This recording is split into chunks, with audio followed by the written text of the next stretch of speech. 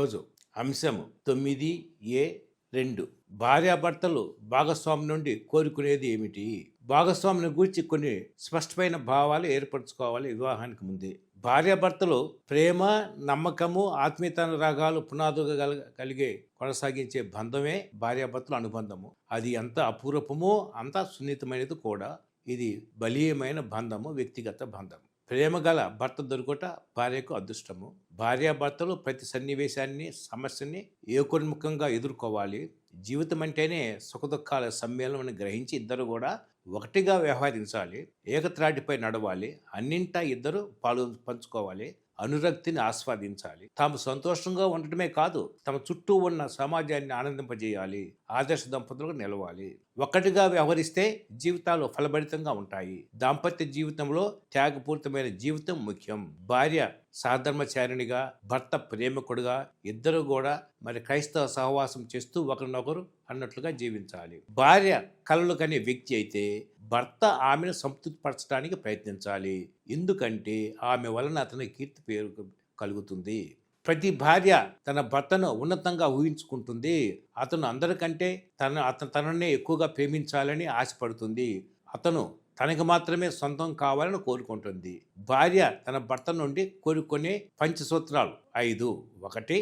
ప్రేమ. ప్రతి భార్య తన భర్త ఆమెతో ప్రేమగా మాట్లాడాలని అనుకుంటుంది. ప్రేమ అంటే రక్షణ, ఓదార్పు, ఓర్పు, అంగీకారం ఇవన్నీ కూడా తన భర్తలో ఉండాలని భార్య ఆరాటపడుతుంది. తనను ప్రేమించే భర్త కోసం తన ప్రాణాన్ని సైతం త్యాగం చేయడానికి సిద్ధపడుతుంది. 2. నిజాయితీ కోరుకుంటుంది. భార్య తన భర్త ఎల్లప్పుడూ నిజాయితీగా వ్యవహరించాలని కోరుకుంటుంది. ప్రతి పనిలో నిజాయితీని ఆశిస్తుంది. అతని క్షేమంనే కోరుకుంటుంది. అతని కోసం ప్రార్థనలు, పూజలు చేస్తుంది. అతనిని అనురాగంతో చూసుకోవాలని, తనలోని ఇబ్బందులు పంచుకోవాలని ఆశపడుతుంది. 3. ఆర్థిక సహకారం. తనను పోషించేవాడు తనకు భర్తగా ఉండాలని అనుకుంటుంది. తన బిడ్డలను, కుటుంబాన్ని ప్రేమిస్తూ వారి అవసరాలు తీరుస్తూ బాధ్యత కలిగి జీవించాలని ప్రతి భార్య కోరుకుంటుంది. తన సంపాదనను పొదుపుగా వాడుకుంటూ వ్యర్థ ఖర్చులు పెట్టకుండా ఉన్నదానితోనే కొంత పొదుపు చేసుకుంటూ సంతృప్తిగా, సంతోషంగా జీవిస్తే బాగుంటుందని ఆశిస్తుంది. ఇక 4. అంకిత భావం. భర్తకు భార్య ఆప్తురాలు, దగ్గర చుట్టం. గాఢముగా ప్రేమించగల భర్త ఉంటే ఆమెకు అదియే 10,000. అందుకే భర్త తన కుటుంబం పట్ల అంకిత భావం కలిగి జీవించాలని ఆశపడుతుంది. అప్పుడు ముడత కానీ, మరక కానీ, మరి ఏ విధమైన స్వార్థం కానీ లేకుండా తన పట్ల, తన బిడ్డల ఎడల ప్రేమ కలిగి తన కుటుంబం పట్ల అంకిత భావంతో మెలగాలని భార్య కోరుకుంటుంది. 5వ అంశము త్యాగము. భర్త తన కోసం, తన బిడ్డల కోసం కొంత సమయాన్ని వెచ్చించాలని, త్యాగం చేయాలని ఆశిస్తుంది. తనను ప్రియురాలుగా, స్నేహితురాలుగా సంతోషపరచాలని, సరదాగా గడపాలని, ఆప్యాయరాగాలతో హక్కును చేర్చుకోవాలని కోరుకుంటుంది. ప్రతి భర్త తన భార్య నుండి ఆశించే పంచసూత్రాలు ఏమిటి? 1. అందచందాలు. స్త్రీ సౌందర్యం పురుషునికి ఆనందం కలిగించును. భార్య అందంగా, ఆకర్షణీయంగా, మనోహరంగా, పరిశుభ్రంగా, బాధ్యతగా ఉండాలని భర్త ఆశిస్తాడు.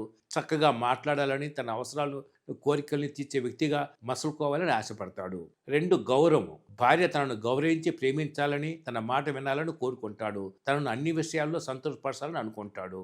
3. ప్రోత్సాహము. స్త్రీ కరుణతో మృదువుగా మాట్లాడగలిగితే ఆమె భర్త మహా అదృష్టవంతునట్లే. ఆమె అతనికి ప్రోత్సహించును. భార్య తనకు సేద తీర్చే సహవాసంగా ఉంటూ, తన విజయాలను మెచ్చుకుంటూ, తన అపజయాల్లో తనను ప్రోత్సహిస్తూ స్ఫూర్తిదాయకంగా ఉండాలని కోరుకుంటాడు. తనను గురించిన విలువలను తన బిడ్డలకు నేర్పిస్తూ ఆనందం పొందుతాడు. తండ్రి ప్రేమను గూర్చిన గొప్ప సత్యాన్ని అభినందించినప్పుడు అతడు ఎంతో ఆనందం పొందుతాడు. నాయకురాలు. భార్య నాయకురాలుగా కుటుంబాన్ని నడిపించాలని ఆశిస్తాడు. కుటుంబ వ్యక్తుల ఎడల ఆదరాభిమానాలు కలిగి వారి అవసరాలు తీర్చి వారిని సంతోషపెడుతుండాలని భావిస్తాడు. ఎట్టి పరిస్థితుల్లోనూ తన భార్య తనను నిరాశపరచకూడదని అనుకుంటాడు. విజ్ఞానవతి, వివేకవతి అయిన ఇల్లాలి వలన తన ఆయుస్సు పెరుగుతుందని, అది అతనికి సంతోషదాయంతో పాటు దీర్ఘాయుస్సులు కూడా వస్తుందని విశ్వసిస్తాడు. 5వ అంశం వినయాన్ని కోరుకుంటాడు. బహుమతులిచ్చు వానన్నింటికంటే వినయవర్తుని నరులు అధికంగా మెచ్చుకుంటారు. వినయమును, దైవభీతిను గలవాడు సంపదలు, గౌరవము, దీర్ఘాయుస్సు పడయును అని సామెత ఉండనే ఉన్నది. అందుకే తన భార్య వినయముతో ఉండాలని కోరుకుంటాడు. భార్యలు చూపించే వినయము తనకెంతో ధైర్యాన్ని, ఆత్మవిశ్వాసాన్ని, సాహసాన్ని ఇస్తుందని భర్తల నమ్మకము. వివేకతైన స్త్రీ తన ఇంటిని నిర్మించుకుంటుంది. ఆమె వల్ల తన భర్త అందరి మనలో స్వీకరించును. ఈ విధముగా ప్రతి భర్త తన భార్యలోని మంచితనమును, వినయమును, మృదు స్వభావమును ముడిసిపోతుండడు.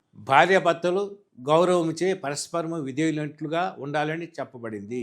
భార్యాభర్తలు దేవునిచే ఎన్నుకోబడిన వ్యక్తులు, ఆయనకు పరిశుద్ధులను ప్రియులను అయిన వారు కాబట్టి దయ, కనికరము, సాత్వికత, వినయము, ఓర్పు అలవర్చుకుంటూ ఒకరిపై ఒకరు మనస్తాపము కలిగినచో ఒకరిని సహించుకుంటూ క్షమించుకొనవలను. మరి దేవుడు ఇచ్చే శాంతితో తమ హృదయాలు నింపుకోవాలి. ఆ శాంతి కోసమే వారు శరీరంగా ఉండగా పిలువబడినారు. దేవుడు వారి నుండి ఆశించేది ఏమిటి? పెళ్లి అనే అద్భుతమైన అనురాగ బంధాన్ని మాత్రం మనుషులకు మాత్రమే దేవుడు ఉద్దేశించాడు. ఆ దేవాది దేవుడు ప్రేమించుట, ప్రేమింపబడుట, ప్రేమను పొందాలనే తపన కేవలం మానవులకు మాత్రమే ఉన్నది. స్త్రీ పురుషుల బంధం చాలా గొప్పది. కనుకనే మరి రెండు విభిన్నమైన శరీరాల మధ్య పెట్టిన ఆకర్షణతోనూ నూతన వధువులు కొత్తలో కొంచెం అతిగా ప్రవర్తించినా మరి అపార్థం చేసుకొని వారు విమర్శలకు గురవుతున్నారు. అప్పుడే అత్తాకోడల సమస్యలు మొదలవుతాయి, దారితీస్తాయి. దంపతులు తమ భార్య లేదా భర్తే లోకము, ప్రపంచంతో తమకు ఎవరితో పని లేదు అని మూర్ఖంగా ప్రవర్తిస్తే మాత్రం పాపమే కదా. అందువల్ల లోక సామెత మనకు ఉన్నది, గతిలేని సంసారం చేయవచ్చునేమో కానీ శృతి కలవని సంసారం చేయలేము. అందువల్ల భర్త భార్యకు, భార్య భర్తకు వారి వారి ధర్మాలు నెరవేర్చవలను. డబ్బు, ఆస్తి, అంతస్తు, పదవి అన్నిటికన్నా శరీర కోరికలను తృప్తిపరచడం ముఖ్యము. సంసార సాగరంలో ఎన్ని సమస్యలున్నా ఈ సమస్య దగ్గర మాత్రము సంతోషము, సంతృప్తి ఉండాలన్నమాట. అప్పుడు ఆయుస్సు, ఆస్తులు, ఆరోగ్యం మెరుగును. పండంటి కాపురానికి లోకులు ఎన్ని సూక్తులు చెప్పినా దేవాది దేవుడు మాత్రం రెండు ముఖ్యమైన బంగారు సూత్రాలు, ఆజ్ఞలు ఇచ్చాడు. ఒకటి, భార్యలారా మీ భర్తలకు విధులే ఉండడు. 2, భర్తలారా మీరు మీ భార్యను ప్రేమింపుడు. వాటిని పాటించడం కొంత కష్టమే కానీ అసాధ్యము కాదు. భార్య భర్త కోసం, భర్త భార్య కోసం కాకుండా వీరిద్దరూ ముందుగా దేవుని కోసం, దేవుని సమాజం కోసమేనని మడిచిపోతే ఎన్నో అనర్థాలు జరిగే ప్రమాదం ఉన్నది. మన పెళ్లి దేవునికి ఘనమైనది గాను, మన పాన్పు నిష్కలమైనది గాను, నిర్మలంగాను ఉండాలా. భార్యాభర్తలు తమ తమ ధర్మాలను పాటించాలా. భయభక్తులతో సంసారం చేసి దైవాశీర్వాదంతో నిత్య జీవితం స్వతంత్రించుకుందాం. నిర్ణయం మనది. దానికి దేవుని కృపావరములు అవసరము. దేవుని ప్రేమ, పవిత్ర సహాయము మనకు తోడై ఉండి మనకు శాంతి, సమాధానాలు, సుఖశాంతులు ఎల్లప్పుడూ మనకు లభించాలని కోరుకోవాలి. వివాహానికి ముందు భాగస్వామిని గురించి కొన్ని స్పష్టమైన భావాలు యువతలకు ఏర్పరచుకోవాలా. అదేమిటంటే, 1, దైవ రూపము, దేవుని ప్రతిబింబము. ఒకనాడు అతనితో పాటు ఆమె కూడా దేవుని చేరాలి. ఇద్దరు దేవుని బిడ్డలని గ్రహించాలి. ఒకరి విలువలు మరొకరు చక్కగా గుర్తించాలి. దంపతులు ఒకరు సహాయకురాలు, ఒకరు అధిపతి. ఆమె పురుషునికి సహచారిణి. ఆమె లేనిదే అతడు పరిపూర్ణుడు మానవుడు కాడు. తన సృష్టి రహస్యాన్ని సాధించలేడు. అతడు నిత్యము ఆమె మీద ఆధారపడుతుంటాడు.